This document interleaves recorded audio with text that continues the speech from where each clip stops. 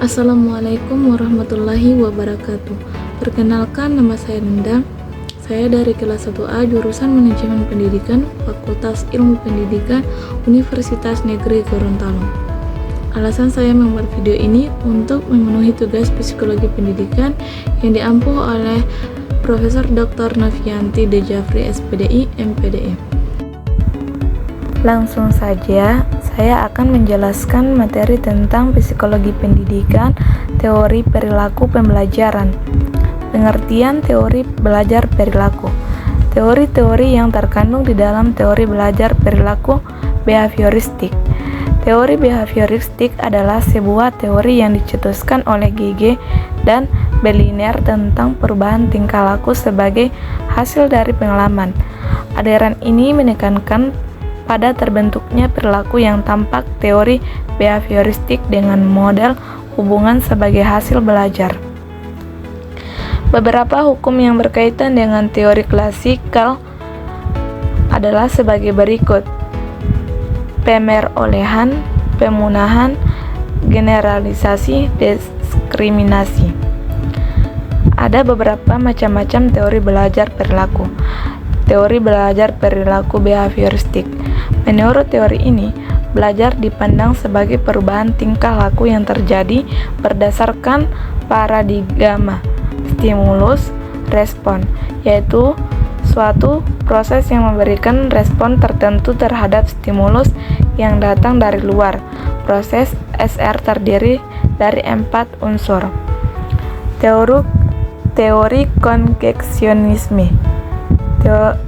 Thorndike melakukan eksperimen dengan menggunakan kera. Thorndike meletakkan kotak berisi pisang di dalam kurangan untuk dapat mengambil pisang tersebut, karena harus terlebih dahulu mencabut paku penjepit kawat. Teori pengkondisian operan. Asumsi metode ilmiah sebagai pedoman berpemikiran mengenai perilaku manusia. Hal ini mengkristalisasikan behaviorisme radikal menjadi gerakan sadar diri. Implementasi dari teori-teori yang terkandung di dalam teori belajar perilaku. Teori pengkondisian klasik, teori kognisionisme, teori pengkondisian. Prinsip-prinsip teori belajar. Konsekuensi.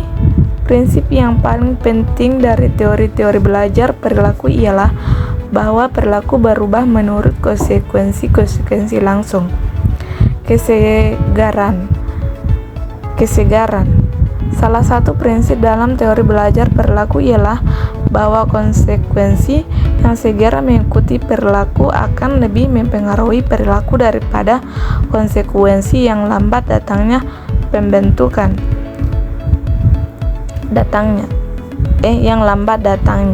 Pembentukan. Selain kesegeraan dan reinforcement, apa yang akan diberi reinforcement juga perlu diperhatikan dalam mengajar.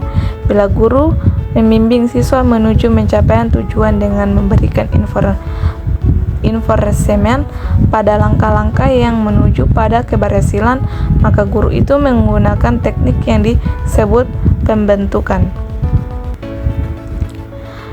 Keunggulan dan kelemahan teori-teori perilaku. Prinsip-prinsip yang melandasi teori-teori perilaku kedukungannya kuat dalam psikologi, dan hal ini telah ditunjukkan dalam berbagai situasi. Prinsip-prinsip ini berguna untuk menjelaskan sebagian besar dari perilaku manusia dan bahkan lebih berguna dalam mengubah perilaku. Kekurangan teori belajar ini adalah pembelajaran siswa yang berpusat pada guru, bersifat mekanistis, dan bahaya berorientasi pada hasil. Murid dipandang pasif, murid hanya mendengarkan, menghafal, penjelasan guru, sehingga guru sebagai sentral dan bersifat otoriter.